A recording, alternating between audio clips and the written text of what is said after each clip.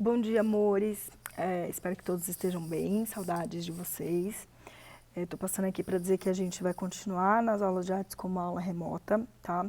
Então, eu vou continuar postando as videoaulas, estou tentando várias técnicas aqui para a gente trabalhar, né? Porque tá difícil, meu computador quebrou, eu acho que todo mundo está passando por dificuldades, eu estou descobrindo uma era tecnológica também, tá?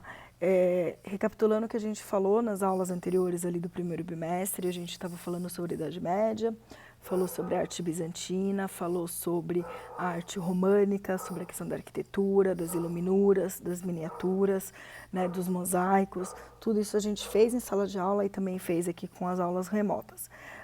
Logo depois nós entramos no contexto de grafite, falamos sobre o stencil, uma técnica de grafite, falamos sobre grandes grafiteiros, né? Passei atividade, inclusive, disso, e assim, eu vou pedir encarecidamente, façam as atividades, que a gente está fechando bimestre, tá? Preciso lançar nota, preciso da colaboração de vocês. Desculpa minha cachorra latindo, a gente tenta fazer no melhor horário e tá difícil. O que eu quero dizer para vocês, gente? Eu estou passando um relatório para a Claire, dos alunos que estão fazendo, então aqueles que não estão fazendo, por gentileza, façam. E quando vocês forem postar, para não ficar um mural cheio, eu estou assim, demorando muito para ficar pesquisando quem fez e quem não fez. É no link atividade, a Claire fez um tutorial, já passou para vocês, eu passei o tutorial novamente. Por favor, vamos respeitar essa coisa de colocar as atividades no link atividade, da atividade que foi feita, tá? Ali na questão tem muitos alunos seguindo isso já, mas tem muitos ainda que insistem em colocar somente no mural. E no mural vai chegando outra e outra e outra e vai um sobrepondo o outro e eu tenho que ficar procurando depois o nome de tudo aquilo ali. Por gentileza, respeitem isso, daí fica mais fácil de dar nota, porque aí eu entro ali, atividade, quem fez, atribuiu, nota, pronto, acabou. Fica mais fácil de eu responder, tá? Vou pedir essa colaboração. Ó, pra gente iniciar hoje, eu vou pedir para vocês, peguem um fichário, coloca lá, arranca uma folha, né? Pega uma folhinha de fichário, coloca lá, segundo bimestre, sumário, aula 1, arte gótica, arquitetura e vitrais, tá? A gente vai falar um pouquinho sobre isso hoje, que a gente vai ver uma outra técnica de se fazer arte nas paredes. Agora a gente vai ver paredes com vitrais e com esculturas também, que eles tinham bastante, mas de começar a entender o que é a arte gótica, novas técnicas de como eram feitas, toda essa questão e alguns monumentos que vão ser citados aqui, que vocês vão ver também nos slides que eu já postei lá na sala virtual de vocês, os slides, tanto em PowerPoint quanto em PDF, para quem está com dificuldade de abrir, tá? E vou postar o linkzinho daqui da videoaula para vocês procurarem depois. Então, eu não vou mostrar os slides, eu vou fazer a explicação, a parte escrita está lá. Professora, precisa copiar tudo? Não, não precisa, porque a teoria é muito grande. Então, façam em forma de fichamento, não precisa fazer na fichinha não, tá? Pode fazer na folha mesmo, vai lá e coloca travessão ou pontinho e puxa os links principais que vocês quiserem pegar, tá? E aí depois eu tento fazer um resumão aqui de uma teoria e enviar para vocês, para ficar mais fácil, porque aqui realmente é muita coisa, vocês vão pegar ranço da minha pessoa, tá? E eu não quero isso, quero sentir saudades e que vocês tenham saudade também de mim.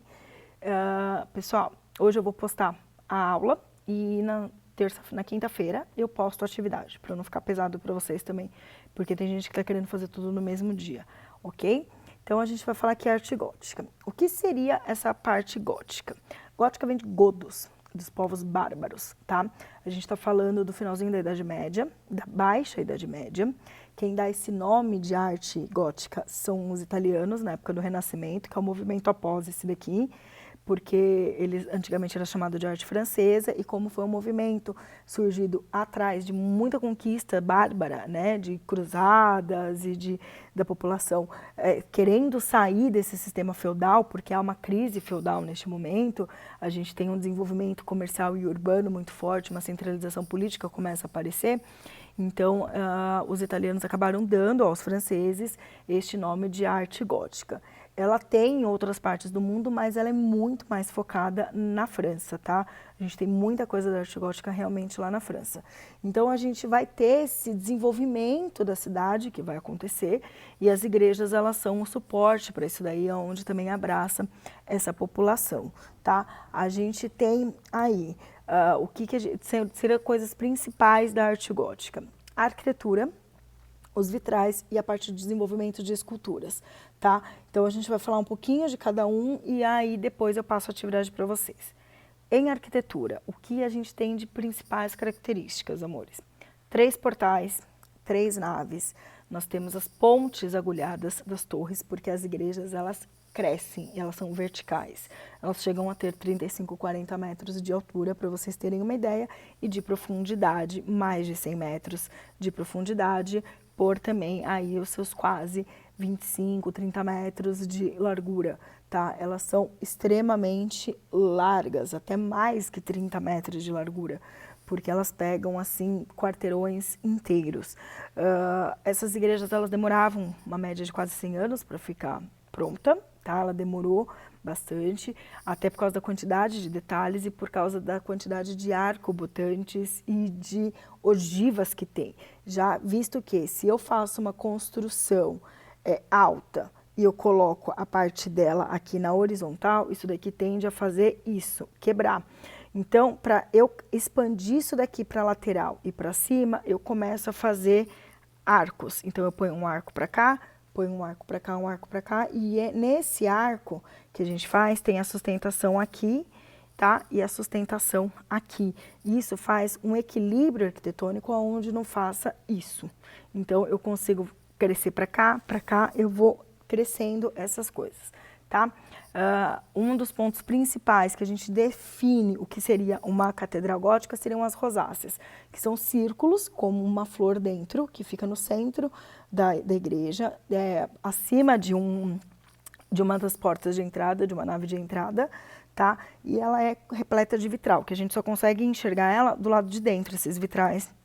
A importância deles no lado de dentro, visto que por serem muito altas essas igrejas, a iluminação, a gente não tinha iluminação elétrica, então, e também por ser alto, ventava, a vela ou a lamparina apagava, então tinha que ser alto. Por isso que a gente tem esse simbolismo de que as missas são muito cedo na igreja católica. A gente tem missa das 7, missa das 10, elas tinham que acontecer no período da manhã, que era no momento que estava claro, porque no final da tarde já estava escuro, não tinha como fazer.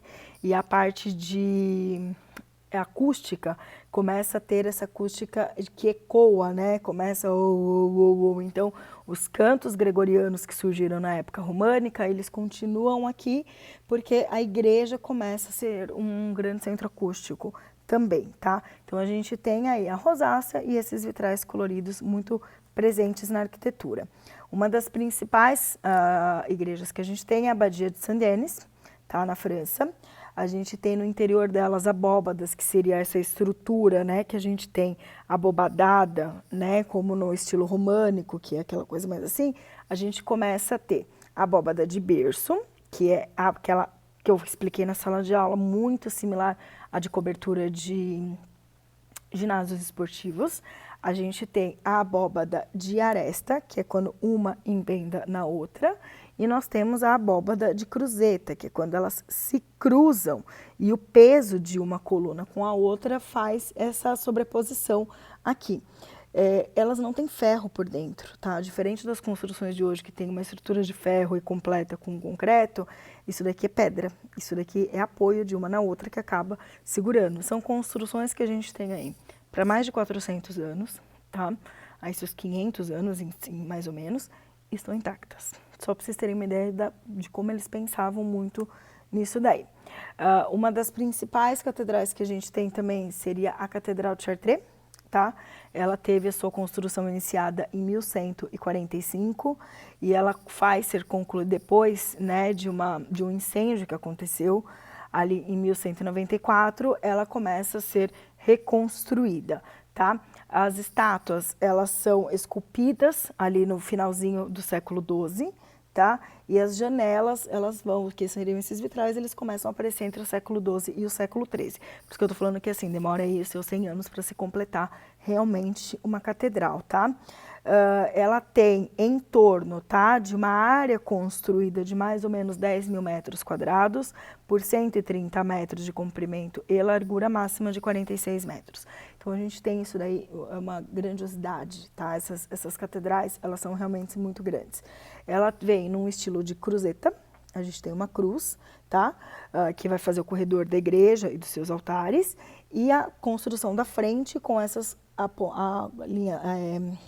com essas linhas verticais extremamente pontilhadas, né, agudas, né, bem agulhadas e extremamente altas, porque, volto a dizer, quanto mais perto de Deus, mais alto, mais perto de Deus, a igreja era mais abençoada. Uma característica que a gente tem dentro dessas igrejas góticas, dessas catedrais, é o seguinte: uma das formas de se rezar para o católico, a gente tem essa coisa de fazer assim. Eu não sei se vocês se recordam, mas eu já falei isso em sala de aula, de que o nosso dedo, ele transmite energia, e eles acreditavam isso na Idade Média. Por isso a imagem de Jesus Cristo com uma mão para cá, ou os dedos aqui, ou a Bíblia aberta, que era para energizar a comunidade. A gente tem aqui uma questão de assim, quando você vai rezar, você tem que colocar a mão abaixo do nariz, tá? Então eu capto a energia aqui nos dedos e ela entra pelo meu nariz, eu respiro isso daí. Então, ó, eu inspiro a energia e expiro. O que acontece, né? Eles acreditavam que se você faz isso daqui, você não capta energia, sua energia vai ficar rodando. As catedrais góticas, por terem essas abóbadas as colunas, né, as abóbadas de aresta e de cruzeta, desde o momento que você entra na igreja pelo portal, ele já tem essa questão de ogiva, porque eles acreditavam que a energia entrava por aqui e espalhava-se pela igreja inteira. Então entra aqui e espalha por todo esse ambiente. Então eles têm essa simbologia muito grande, de altura, de estrutura ogival que era sendo colocada, porque entra nessa coisa de ponta com ponta, faz a união e a energia vai ficar onde? Aqui, tá? Então a gente tem aí, em cima, as abóbadas, os arcobotantes, é onde a gente emenda uma parte da igreja para fazer a outra parte. Então eu faço um arco que vai ligar esta coluna daqui com este arco botante, vai ligar a outra coluna, tá? As naves, que seriam as portas de entrada, tá? E aí tem os gárgulas que envolvem a igreja, que são aquelas estruturas, aquelas esculturas de pequenos diabinhos ou de animaizinhos que ficam em volta. Normalmente um diabinho, né? Tanto que uma das igrejas mais famosas, das catedrais mais famosas que a gente tem, a Catedral de Notre-Dame, tá? Essa catedral, ela foi colocada dentro do filme Corcunda de Notre-Dame, e ele fica que o Corcunda vai lá, toca o sininho, né? O sino da igreja, nas badaladas do sino, e ele se comunica com os gárgulas. O gárgula vem de gargulé, de fazer esse som daqui, que era do quê? De purificar os cantos da igreja com a chuva, porque ele serve como calha, e também para emitir sons e espantar os maus espíritos. Ali há muita simbologia também em questão disso, tá? Na questão das rosáceas, a gente tem essa coisa do formato de uma rosa, tá? Extremamente grande. Do lado de fora a gente não vê nada além de vidro, de uma estrutura meio que de pedra, mas na hora que reflete a luz ali, a gente tem essa questão colorida. E aí tem muita gente que fala, há teorias de que essas cores, porque os vitrais eram extremamente coloridos, de se trabalhar essa cromoterapia, né? Trabalhar essa terapia através das cores. Desculpa. Então a gente tem muito disso. Todo este portal, essa nave de entrada, ela era repleta de esculturas, das esculturas de santos, das esculturas de apóstolos, tá? De temas bíblicos muito forte, e eles eram colocados aí numa questão de, além de colocar com o ombro cruzado, também uma parte em perfil. Desculpa, gente, a garganta tá sequinha. E alguns deles com a cabeça aqui segurando na mão, né? Então essa coisa de que os santos já estavam te purificando na hora da entrada da igreja, tá? Muita coisa feita em mármore, muita coisa feita em pedra, também outros tipos de pedra, colocado ali diretamente. As portas são extremamente decoradas, os portais são decorados, é uma carregação de decoração, mas muito bonitas, vocês vão ver nos slides, tá? A gente tem essas abóbadas de nervuras que são colocados, esses arcos ogivais que vão fazer essas cruzadas, né, dos arcos aí, para fazer essa, como que eu posso dizer, para ele se autossustentar, né? A gente tem bastante coisa aí dos pilares. As igrejas são muito altas, então precisa disso mesmo. Aí a gente tem também uma particularidade que vocês vão ver nos slides, onde tem o teto que ele está esverdeado. Esverdeado é porque o bronze, os tetos eles acabavam depois colocando um pouco de bronze. O bronze ele oxida e ele não fica ferrugem, ele fica verde, tá? E esse verde não tem como sair depois que ele oxidou, é como se fosse um enferrujado mesmo. Aí vocês vão começar a ver que daqui para frente muitas esculturas de bronze já estão verdes já mesmo, tá? A principal catedral que a gente tem, como eu falei para vocês, Catedral de Notre-Dame de Paris, tá? É uma das mais antigas que a gente tem, a construção dela foi iniciada em 1163, é dedicada a Maria, Mãe de Jesus Cristo, por isso esse nome, Notre-Dame, Notre-Dame seria Nossa Senhora, tá? Ela vai se situar ali na Praça de Paris, na ilha de Le e de Lachete, tá? E ela é rodeada pelas águas do rio Sena, você consegue fazer as margens dela inteirinha.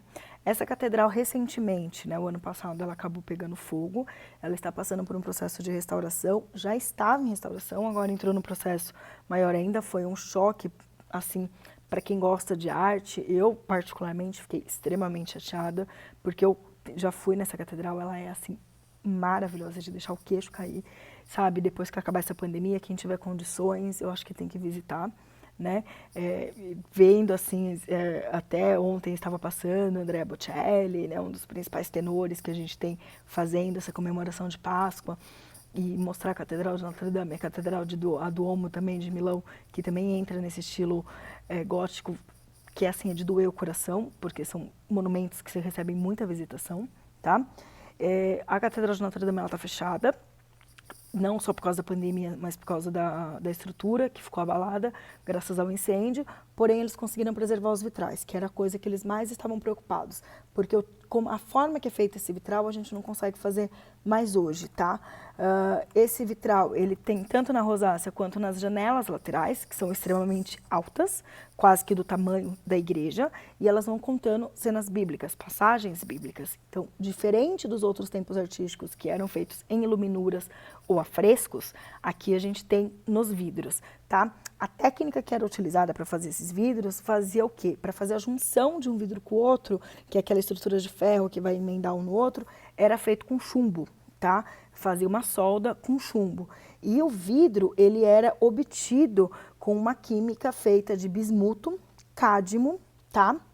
O cobalto, de ouro e de cobre, entre outros, para fazer a coloração de todos esses vidros. Hoje em dia, é raro fazer vidro assim, mas naquela época era muito comum, por isso que eles conseguiram preservar, graças a Deus, a essa questão dos vitrais da Catedral de Notre-Dame, porque a gente não ia conseguir fazer a reconstrução dela perfeita, tá? Só que eles são extremamente frágeis e eles têm essa coisa de começarem a se deformar, a manutenção dele é difícil e é um custo muito elevado, por isso que a importância da questão da burguesia patrocinando tudo isso daqui, tá? Esses vitrais, a gente tem uma representação, quando a gente chega aqui no Brasil, nós não temos arte gótica, nós temos estilo neogótico de arquitetura, que isso daqui eu vou passar para a próxima aula, porque a gente tem bastante espalhado pelo Brasil, tá? Muita coisa espalhada. A principal que a gente tem, Catedral da Sé, em São Paulo, mas ela é uma catedral que a gente costuma dizer que ela é uma catedral... Ai, como que fala, gente? Me fugiu o nome. Mas assim, a frente dela é gótica, o centro dela é renascentista e atrás, assim, do altar a gente tem um lado românico e um lado bizantino. Então ela é uma catedral onde ela tem diversos estilos artísticos, porque ela foi uma catedral encomendada, tá? A gente tem ela a partir do século XX a partir do século XX. Essas catedrais a gente está falando aí a partir do século XII, né? Então, assim, a gente tem 8 séculos de diferença de tudo isso daí. Eu espero que vocês tenham gostado, que vocês tenham entendido da importância da gente ter esse estudo e de começar a entender da delicadeza de tudo isso. Esses vitrais, eles têm uma importância muito grande para a arte mundial, né, pela técnica que é utilizada e pela história, pelo contexto histórico e pelo formato que eles são feitos. Nos slides vocês vão poder ver eles coloridos, porque a luz ela vai refletir de fora para dentro e o vitral foi tirado, a foto foi feita de dentro, então a gente consegue ver. Neste momento, o vitral ele não era para decoração, isso que eu quero deixar claro. O vidro para decoração, ele vem a partir do século XX, tá?